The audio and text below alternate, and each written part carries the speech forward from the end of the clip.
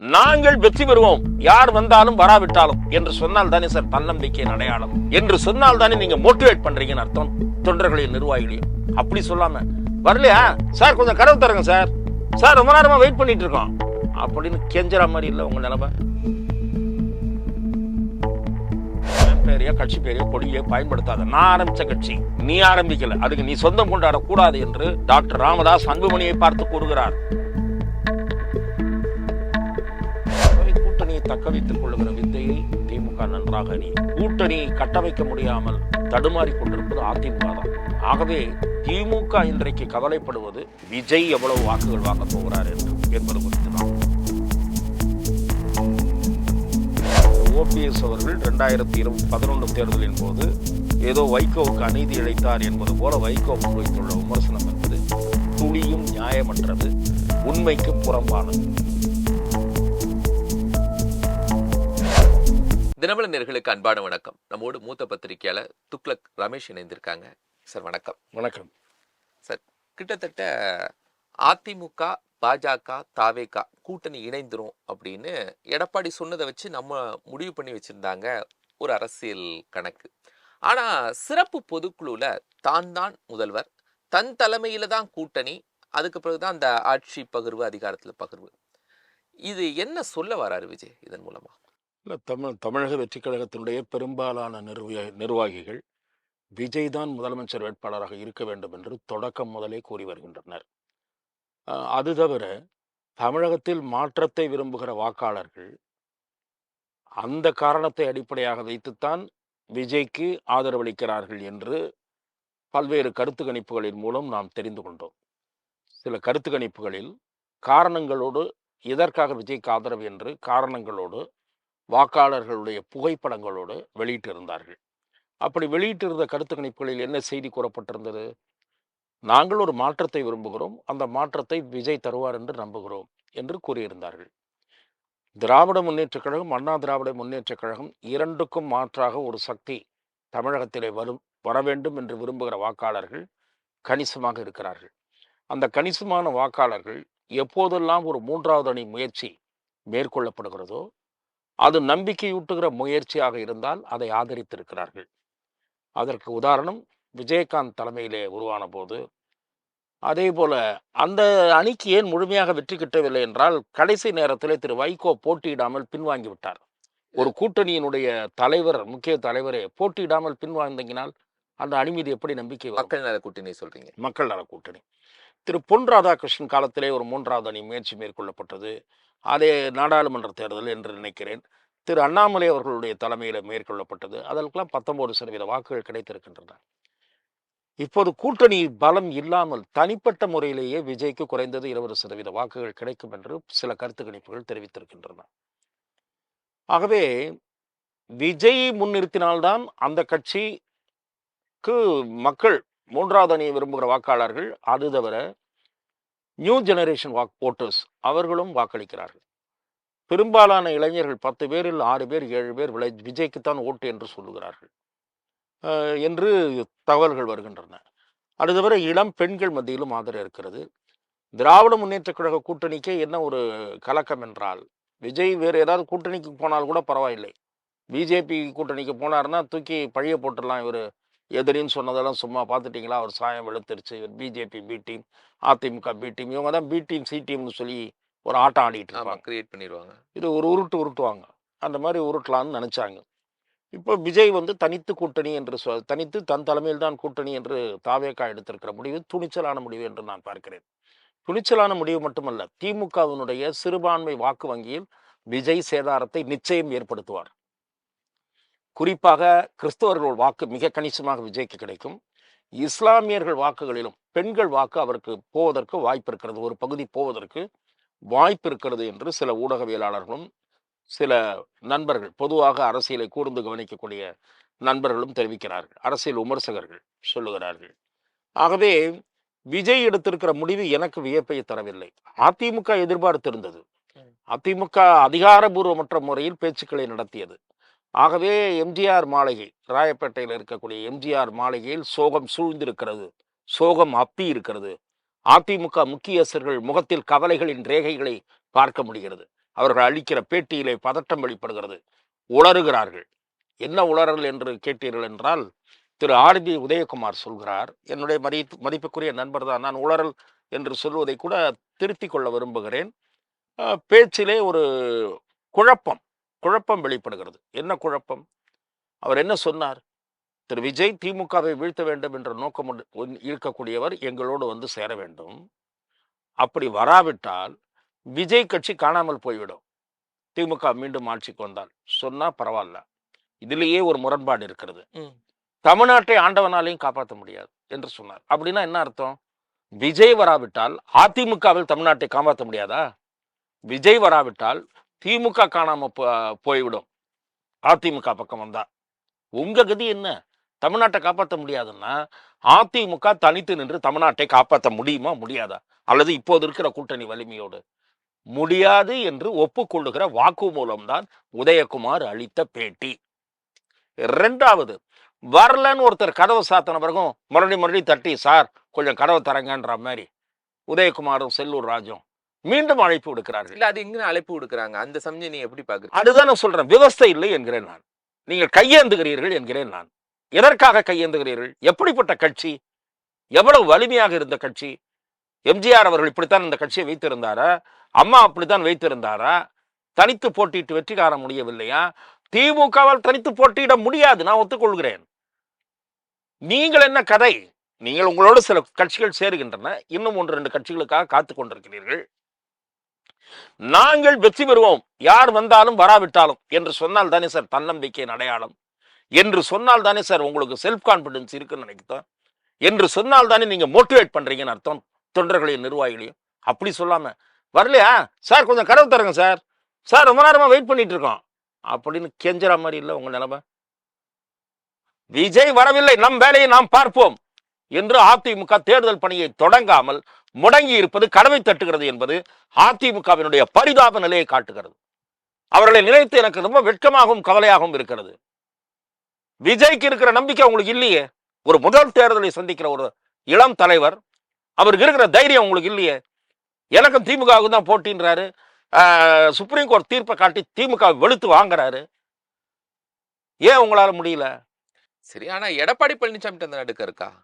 நடுக்கம் இல்லை, அவருக்கு இனிமேல் நம்பிக்கை இழந்த கதை தான். அதாவது என்ன சொல்றது, அவர் விஜய் வரலன்னு ஒண்ணு இடிஞ்சு போய் உட்காந்துருக்காருன்ற மாதிரி எடப்பாடி பழனிசாமி அப்படிதான் இருக்காருப்பா. நான் என்ன சொல்றேன், சும்மா திரும்ப திரும்ப சொல்லிட்டு இருக்காரு மாவட்ட செயலாளர்களை கூட்டி. யாரும் அவரை பத்தி பேசாதீங்க, நம்ம பார்ப்போம், நம்ம வேலையை பார்ப்போம், பூத் வேலையை எல்லாரும் ஒழுங்கா பாருங்க, இன்னும் கூட கட்சியெல்லாம் வரும். எங்கேயாந்து வரும்ன்றேன். இதுக்கு மேல எத்தனை கட்சி இருக்கு? 3 கட்சி முடிவெடுக்காம இருக்கு. பாட்டாளி மக்கள் கட்சி, தேமுதிக, அப்புறம் உங்களை விட்டு போன புதிய தமிழகம், உங்களை விட்டு போன தேமுதிக, உங்க பக்கம் வருவாங்களா வராதான்னு தெரியாத பாமக. இந்த 3 கட்சி தான் வெளியில இருக்கு. இதுல பாமக 2ஆ உடஞ்சிருக்கு. 2ஆ உடஞ்சில ஒரு பாமக வச்சு ஒரு வேலைக்கும் ஆகாது. 2 பாமகவும் வந்தாதான் வேலைக்கு ஆகும். ஒரு பாமக வச்சு ஒன்றும் பண்ண முடியாது. ஒரு பாமக தானே சின்னம் கட்சி எல்லாம் இருக்கு. இருக்கலாம் சார். சீனியர் டாக்டர் பின்னாடி தான் வன்னியர் சங்கம் இருக்கிறது. வன்னியர்களுக்கு கூடிய பெரியவர்கள், சமூகத்தில் அந்த ஊர்ல செல்வாக்கு செலுத்தக்கூடியவர்கள், அவர்களான டாக்டர் என்ன முடிவு எடுக்கிறாரு, 2 பேரும் சேரணும்னு கவலைப்படுறாங்க. அந்த சேர வைக்க யாரால முடியும்னா எடப்பாடியால முடியாது, பிஜேபியால தான் முடியும். பிஜேபி தலையிட்டாதான் பாமக ஒத்துமையை ஏற்படுத்துவதற்கு ஒரு முயற்சியை மேற்கொள்ள முடியும். ஆனால் அந்த முயற்சி பலிக்குமா என்பது எனக்கு சந்தேகம் இருக்கு. ஏனென்றால் பாட்டாளி மக்கள் கட்சியினுடைய டாக்டர் ராமதாஸை ஆதரிக்கக்கூடிய அருள் எம்எல்ஏ காரர் ரவுடித்தனமாக வழிமறித்து அன்புமணி ஆதரவாளர்கள் தாக்குகிறார்கள். அன்புமணி மேலேயே கொலை குற்றச்சாட்டு சொல்றார். யாரு? அருள். என்னை கொலை செய்ய நடந்த முயற்சி அன்புமணி தான், அன்புமணி ஆதரவாளர்களை கைது செய்யணும் ராமதாஸ் அறிக்கை விடுறாரு. அது மட்டும் இல்ல, என் பேரையோ கட்சி பேரையோ கொடியை பயன்படுத்தாத, நான் ஆரம்பிச்ச கட்சி, நீ ஆரம்பிக்கல, அதுக்கு நீ சொந்தம் கொண்டாடக்கூடாது என்று டாக்டர் ராமதாஸ் அன்புமணியை பார்த்து கூறுகிறார். வேண்டுமானால் புதிய கட்சிக்கு நான் பெயர் வைக்கிறேன், ஆலோசனை கூறுகிறேன்னு சொல்றாரு. இதெல்லாம் எவ்வளவு அசிங்கமா இருக்கு. ஒரு அப்பா பையன் நடையில நடக்கிற மோதல், அந்த மோதல் இன்னும் வலுக்கிறதே தவிர வீரியம் இழக்கவில்லை. பொண்ணு கொண்டு செயல் தலைவராக்குறார், பொண்ணு வேட்பாளர்ன்றாங்க, இன்னொருத்தர் யார் வேட்பாளர்னு தெரியல. அவர் அந்த பக்கம் அவர் ஃபேமிலியில 2 பேரை வேட்பாளராக்குவார் போல இருக்கு. குடும்பம் அரசியலுக்கு வராது என்று பேசிய தலைவருடைய குடும்பத்தில் அத்தனை பேரும் அரசியலில் இறங்குகிறார்கள். இதெல்லாம் மக்கள் பார்க்க மாட்டார்களா? ஆகவேதான் நான் சொல்லுகிறேன், அதிமுகவுக்கு பாமக ஒன்றாக வந்தால் கொஞ்சூண்டு பிரயோஜனம் அதுவும் இருக்காது. ஒரு பணிதான் வருகிறது என்றார். ஆகவே பாமக வருகுமா, பாஜக தலையிட்டால் கூட வருமா என்பது சந்தேகம்தான் என்பது என்னுடைய பார்வை. ஆகவே இன்றைய தேதியில் அதிமுக கவலைக்குரிய நிலையில் காணப்படுகிறது. அப்ப இங்க இவ்வளவு பிரச்சனை, பாமகல இவ்வளவு பிரச்சனை அப்படின்னா, திமுகவுக்கு லட்டு மாதிரி 2026 தேர்தல் அமைஞ்சிரும்ல? ஆமா, திமுக இப்ப தெம்பா இருக்கு, உற்சாகத்துல இருக்கு திமுக. திமுக வந்து ஏற்கனவே கூட்டணி பலம் இருக்கு. கூட்டணிக்குள்ள சிறு சிறு பிரச்சனைகள் இருந்தாலும் அதை சரி செஞ்சு இன்னும் 1, 2 பேரை அக்காமடேட் பண்ணலாம்னு நினைக்கிறாங்க. ம். அண்ணன் எடப்பாடி போனவங்களை கூப்பிடுறதுக்கும் என்னது, போன மாட்டை தேடவும் இல்லை, இருக்கிற மாட்டை கட்டவும் இல்லை, அந்த மாதிரி கட்சி நடத்திட்டு இருக்காரு. நான் போனவங்களை பற்றி கவலைப்படலை. அவங்களா அது ஒன்றும் கிடையாது, ஓட்டும் கிடையாது, ஒன்றும் கிடையாதுன்னாரு. அப்படி சொல்லி தான் போன தடவை ஆட்சியை இழந்தார். தினகரன்கிட்ட என்ன ஓட்டு இருக்குன்னாரு. இன்னைக்கு தினகரனுக்காவது விஜய்ன்ற கட்சிகிட்ட போய் சேர முடியும், உங்கள்கிட்ட வரமாட்டேன்ட்டார. ஆகவே நான் எதற்காக சொல்லுகிறேன் என்றால், திராவிட முன்னேற்ற கழகம் தெம்போடு நடைபோடும். நீங்கள் அதுக்கு பார்த்தீங்கன்னா, இவங்க மக்களை பற்றி கவலைப்படுற மாதிரியே இதில் திமுக வந்து இவங்களெல்லாம் பார்த்து பயப்படுற மாதிரியே இல்லை. புதுசாக 1, 2 பேர் அக்காமடேட் பண்ணிவிட்டு ஓட்டுக்கு 1000 ரூபா கொடுக்கறதுக்கு ரெடி ஆகிட்டாங்க. என்ன அதை தவிர இப்போ பார்த்தீங்கன்னா தைரியமாக வந்துட்டாங்க சார். அவங்களுக்கு கொஞ்சம் தைரியமே வந்துருச்சு. திமுக கொஞ்சம் பயந்துட்டு இருந்தது. இப்போ அந்த பயம்லாம் போச்சு, குளிர் விட்டு போச்சுன்னுவாங்களே அந்த மாதிரி. பொன்முடி சனாதனத்தை பற்றி பேசியது மட்டுமல்ல, பெண்களை பற்றி பேசியது மட்டுமல்ல, அந்த திருநீறு பூசுவதையும் நாமம் போடுவதையும் கேலி பேசிய பொன்முடி மறுபடியும் பதவி கொடுத்துட்டாரு, துணை பொதுச் செயலாளர்னு. அதே பதவியை தூக்குனாங்க, அதே பதவியை திரும்ப கொடுத்துட்டாங்க. அப்போ என்ன அர்த்தம்? மக்கள் அதெல்லாம் மறந்துடுவாங்கன்னு நினச்சி அவர் கவலைப்படுறாரு. இல்லைன்னா ஓட்டு காசு கொடுக்க போகிறோம், எப்படியும் எதிர்கட்சி பலவீனமாக இருக்குது, நம்ம தான் வரப்போகிறோம் அப்படின்ற நினைப்பு வந்துடுச்சு அவங்களுக்கு. அந்த தைரியத்தில் தான் அவருக்கு கொடுக்குறாங்க பதவி. நான் திரு செந்தில் பாலாஜி அவர்களுக்கு மீண்டும் அமைச்சர் பதவி கொடுத்தாலும் ஆச்சரியப்பட மாட்டேன் இந்த பீரியடுக்குள்ளேயே. ஆமாம், கரூர் துயர சம்பவத்தினால அவருக்கு ஸ்டாப் ஆச்சான். இல்லைன்னா அவருக்கு தீபாவளி எப்பயே கொடுத்துருப்பாங்கன்னு ஒரு பேச்சு இருந்தது. கரூர் சம்பவத்தினால இப்போ போய் அவருக்கு கொடுக்கணுமா? அந்த முப்பெரும் விழா நடத்தினாங்கல்ல, அது முடிஞ்ச உடனே கொடுக்கறதுக்கு அந்த மாதிரியான ஒரு திட்டம் இருந்தது என்று நான் விவரம் தெரிந்த நண்பர்கள் மூலம் அறிகிறேன். அவர் விரும்பினார்னா எப்போ வேணா அவருக்கு பதவி கொடுக்கணுன்ற நிலைமையில தான் திமுகவில் வச்சிருக்காங்க. அவரை ஒஸ்தியா வச்சிருக்காங்க. திமுகவில் செல்வாக்கோடு இருப்பவர்கள் 2 பேர், ஒருத்தர் ஏவாவேலு, இன்னொன்று செந்தில் பாலாஜி. திமுக தெம்பா இருக்கு சார். ஒரு பக்கம் ஆட்சி அதிகாரம், ஒரு பக்கம் கூட்டணி பலம், இன்னொரு பக்கம் துட்டு. இது இருக்கு. இதை அந்த வச்சு கூட்டணி பலமும் தெம்பா இருக்குதா? ஏன்னா உள்ள இருக்க வைகோ சார் பேசுறதோ வந்து எதுவும் பிரச்சனை இல்லை. உங்களுக்கு வந்து யாரும் எங்கேயும் போற மாதிரி இல்லை. போனா ஏதாவது மாற்றம் நிகழும், இல்லை திமுகவுக்கு கொஞ்சமாவது பயம் வரும்னா காங்கிரஸ் கேண்டிடேட்டா தான் வரும்.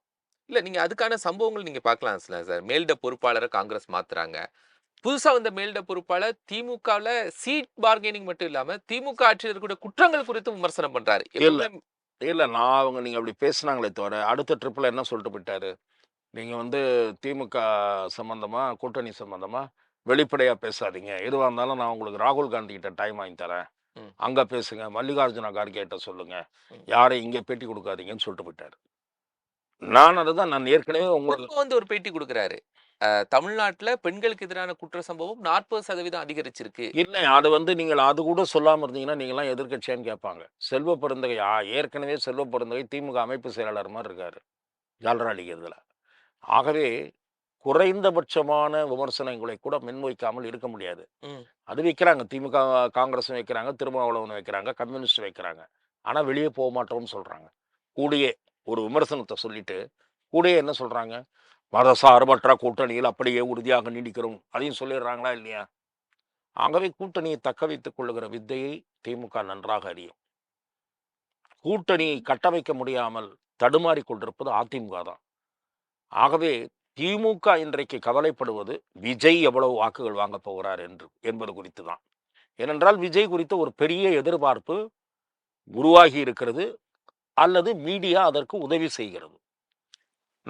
விஜய் ப்ரோக்ராம்னா லைவ்ல எடுக்கிறாங்க. லைவ்ல எடுத்தாங்கன்னா அத்தனை சேனலை விட்டு அத்தனை பேரும் பார்த்துட்டு இருக்காங்க. யாரும் விஜய் ப்ரோக்ராம் வேணான்னு வேற சேனலுக்கு மாறல. அதுதான் ஆளுங்கட்சியினுடைய கண்ணை உறுத்துகிறது. அதனால சேனல் மேல பாஞ்சாங்க. ஒரு சேனல் மேல நடவடிக்கை எடுத்தாங்க, புதிய தலைமுறை மேல. என்ன எதற்காக சொல்றேன்னா, புதிய தலைமுறை மட்டுமா லைவ் எடுத்தது? நான் கேட்குறேன், அவங்கள நீங்க இது பண்ணீங்களே, கட் பண்ணி விட்டீங்களே, எல்லா சேனலும் தான் லைவ் எடுத்தது. 24x7 லைவ் எடுத்தது, தந்தி லைவ் எடுத்தது, பாலிமர் லைவ் எடுத்தது, எல்லா சேனலும் தான் லைவ் எடுத்தது. எதற்காக சொல்றேன்? ஏன் லைவ் எடுக்கிறாங்க? அது மார்க்கெட்டிங். விஜயை பார்ப்பதற்கு மக்கள் டிவி முன்னாடி உட்கார்ந்து இருக்கிறார்கள், அந்த லைவை பார்ப்பதற்கு. அந்த லைவ் ஜாஸ்தியா போகுதுன்றது எனக்கும் பார்வை இருக்கு. நீங்க வண்டி வர்றதுலேருந்து அப்படியே ரோட்ல டிராவல் பண்றதுலேருந்து காட்ட வேண்டிய அவசியம் இல்லை. வழியெங்கும் மக்கள் அவரை வரவேற்பதை பார்த்து கொண்டிருக்கிறோம். இனி அடுத்த செய்தின்னு போயிட்டு மறுபடியும் அவர் மீட்டிங் ஆரம்பிச்ச உடனே வரலாம். ஆனால் டிஆர்பி ரேட்டிங் போட்டி அதெல்லாம் காட்டுறாங்க. ஆகவே திமுகவுக்கு என்னன்னா, விஜய் எவ்வளோ ஓட்டு வாங்குவார், நம்ம ஓட்டில் எவ்வளோ சேதாரம் இருக்கும், கூட்டணி ஓட்டில் தலித் ஓட்டு போகுன்றாங்க, கிறிஸ்தவர்கள் ஓட்டு போகுன்றாங்க, முஸ்லீம்கள் ஓட்டிலையும் ஒரு பகுதி போகுன்றாங்க. எவ்வளோ ஓட்டு வாங்குவார்? அதுதான் திமுக யோசிச்சுட்டு உட்காந்துருக்கு. அதை தவிர அவரோட யார் யார் சேருவாங்க, ஒருவேளை லாஸ்ட் மினிட்ல தேமுதிகவோ இல்லை டிடிவி தினகரன், ஓபிஎஸ் அவங்களோ இவங்கெல்லாம் சேர்ந்து ஒரு கூட்டணி உருவாகுமா?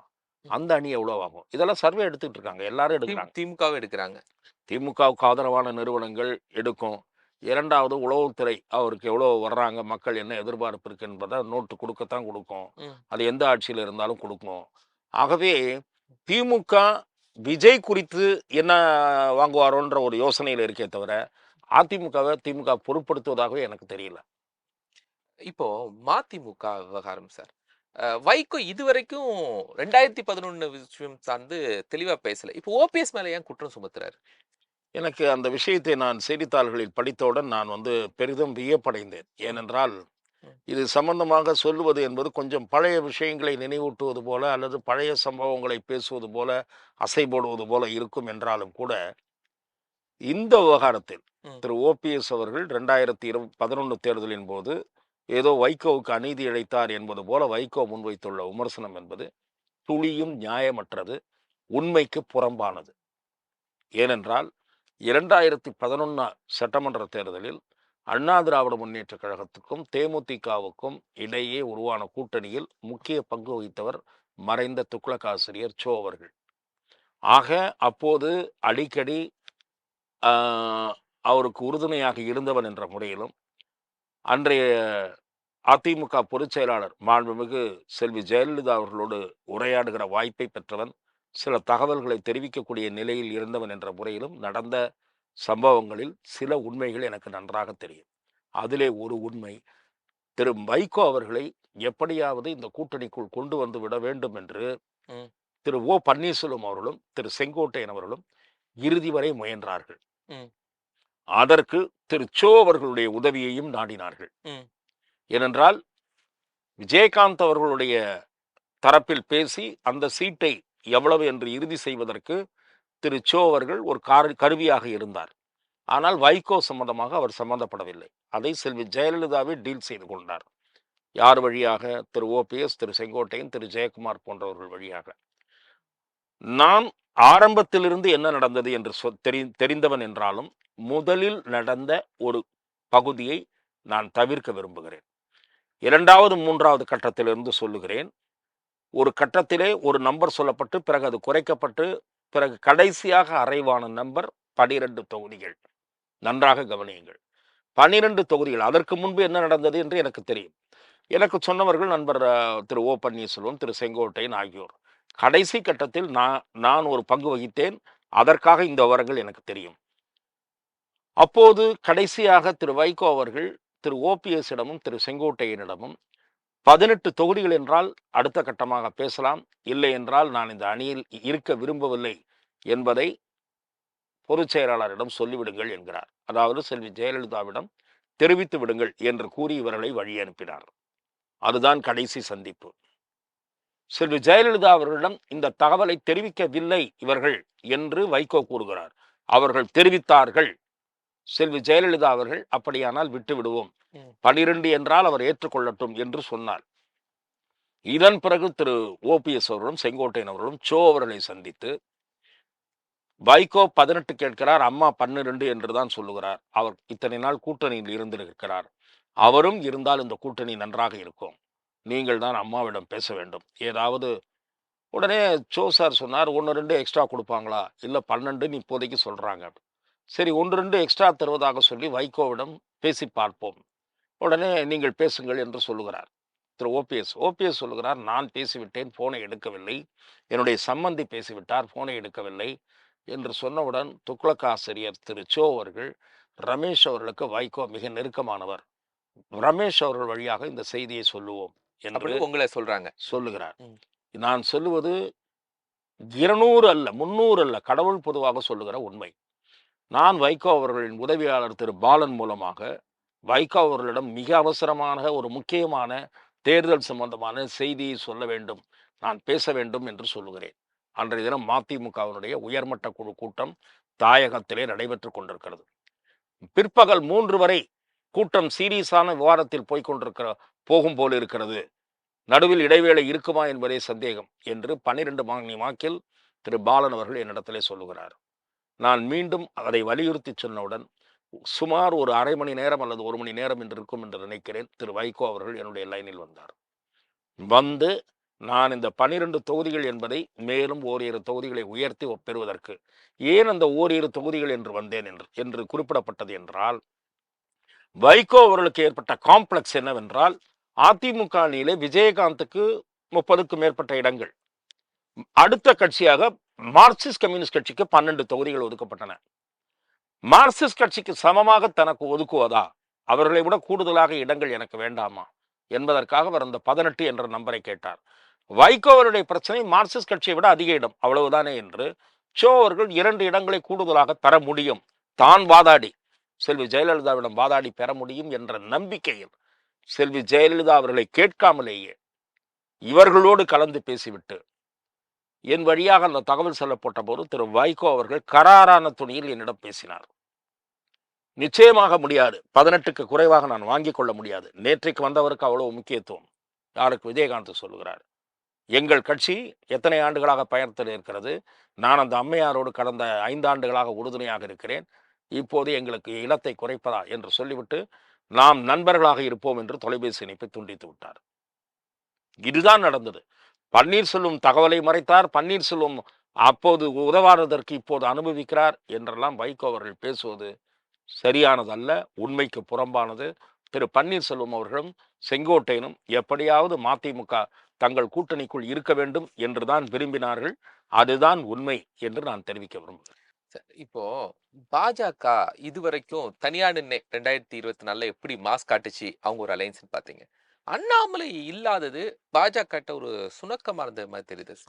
அண்ணாமலை அவர்கள் தமிழக அரசியல் களத்தில் பாஜகவை ஒரு அரசியல் அரங்கின் மைய புள்ளியில் கொண்டு வந்து நிறுத்திய ஒரு மாஸ் காட்டினார்.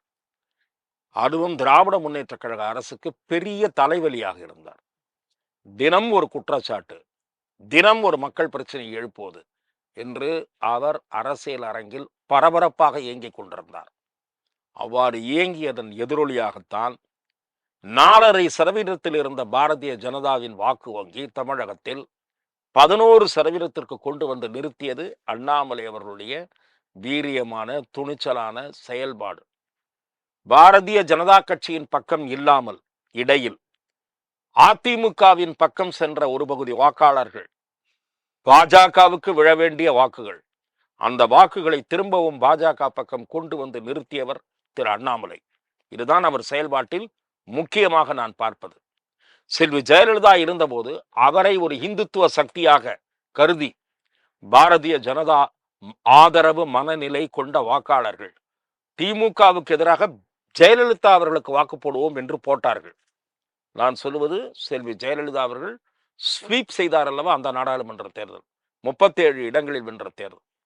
அப்படி அதிமுக பக்கம் ஷிப்டான ப்ரோ பிஜேபி ஓட்டர்ஸை திரும்பவும் பிஜேபி பக்கம் கொண்டு வந்து நிறுத்தியவர் அண்ணாமலை. ஆகவே அவரை மாற்றுவது என்று ஒரு கூட்டணிக்காக, அதுவும் அதிமுகவுடனான கூட்டணிக்காக அவரை மாற்றியது என்பது பாஜக தலைமை எடுத்த தவறான முடிவு. ஆனால் அதற்கு பாஜக தலைமை மட்டுமே பொறுப்பாக முடியாது, அண்ணாமலையும் பொறுப்பு. ஏன் என்று சொன்னால், அண்ணாமலை சொல்லிவிட்டார், அதிமுகவுடன் தான் கூட்டணி என்றால் என்னை விடுவித்து விடுங்கள். பல பேர் நினைக்கிறார்கள் ஏதோ எடப்பாடி நிபந்தனை விதித்ததால் அவரை மாற்றினார்கள் என்று. அது உண்மை அல்ல. அண்ணாமலை நான் நீடிக்க விரும்பவில்லை, என்னை விட்டு விடுங்கள், நீங்கள் கூட்டணி வைத்துக் கொள்ளுங்கள், கட்சியினுடைய முடிவாக நான் அதை ஏற்றுக்கொண்டு பயணிக்கிறேன் என்று சொன்னார். ஆனால் அதன் காரணமாக என்ன பயன் விளைந்தது என்று நான் கேட்கிறேன். பலவீனமான நிலையில் இருந்த அதிமுகவுக்கு நீங்கள் போய் முட்டு கொடுத்திருக்கிறீர்கள், தோல் கொடுத்திருக்கிறீர்களே தவிர பாஜகவுக்கு கிடைத்த பயன் என்ன நான் கேட்கிறேன். அதிமுக விஜயினுடைய வரவுக்காக ஏங்கி இருந்தது. அது நடக்காத நிலையில் தான் உங்கள் பக்கம் பார்வையை திருப்பியது. உண்மையா இல்லையா? 2026 கூட்டணி கிடையாது, 29 கூட்டணி கிடையாது என்று பேசியவர் தானே எடப்பாடி பழனிசாமி. அவரை ஏன் பாஜக தேர்ந்தெடுத்தது? திமுகவை வீழ்த்துவதற்கு அவர் உதவுவார் என்று பாஜக கருதியது என்று ஒரு வாதம் முன்வைக்கப்படுகிறது. சரி, அது நடப்பதற்கு அதிமுகவில் இருக்கிற பிரிந்த சக்திகள் எல்லாம் ஒன்றுபட வேண்டும் என்று பாஜக விரும்புகிறதா அல்லவா? விரும்புகிறது. அதை எடப்பாடி ஏற்றுக்கொள்கிறாரா? இல்லை. ஆக பாஜகவின் விருப்பத்தை எடப்பாடி ஏற்றுக்கொள்ள மாட்டார். எடப்பாடியை முதலமைச்சராக்குவதற்கு பாஜக உதவி செய்ய வேண்டும். இப்படிப்பட்ட ஒரு ஏற்பாடு பாஜகவுக்கு பெருமை சேர்க்கக்கூடிய ஏற்பாடா என்று நான் கேட்கிறேன். ஆகவேதான் நான் சொன்னேன், பாஜக திரு அண்ணாமலை மாற்றப்பட்டு திரு நயினார் நாகேந்திரன் பொறுப்பேற்றிருக்கிறார். அவரும் கட்சி வளர்ச்சிக்காக பாடுபடுகிறார். அவர் மீது எனக்கு மரியாதை உண்டு. தனிப்பட்ட முறையிலே என்னுடைய மதிப்புக்குரிய நண்பர் தான். ஆனால் அண்ணாமலை இருந்த வேகம் இன்றைக்கு தமிழக பாஜகவில் இல்லை. அவ்வளவுதான். அது தவிர பாஜகவுக்கு நாடாளுமன்ற தேர்தலின் போது வாக்களித்த வாக்காளர்களில் ஒரு பகுதியினர் இப்போது வாக்களிப்பார்களா வருகிற தேர்தலில் என்றால் எனக்கு சந்தேகம் இருக்கிறது. அண்ணாமலையால் ஈர்க்கப்பட்ட வாக்காளர்கள் இப்போது பாஜகவில் இருந்து தள்ளி நிற்கத்தான் விரும்புவார்கள். அவர்கள் ஏற்றுக்கொள்ளாத ஒரு அலையன்ஸை நீங்கள் அமைத்திருக்கிறீர்கள்.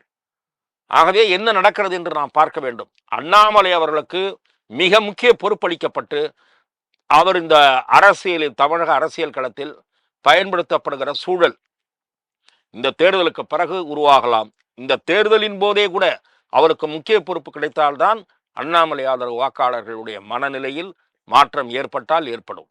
2026 கொஞ்சம் ஸ்கோப் அதிகமாகிறதுக்கு வாய்ப்பு. நிறைய தகவல்களை பகிர்ந்து கொண்டிருக்கீங்க சார். மிக்க மகிழ்ச்சி. வாய்ப்புக்கு நன்றி. நேர்களை மற்றும் ஒரு நிகழ்ச்சி சந்திக்கலாம். நன்றி.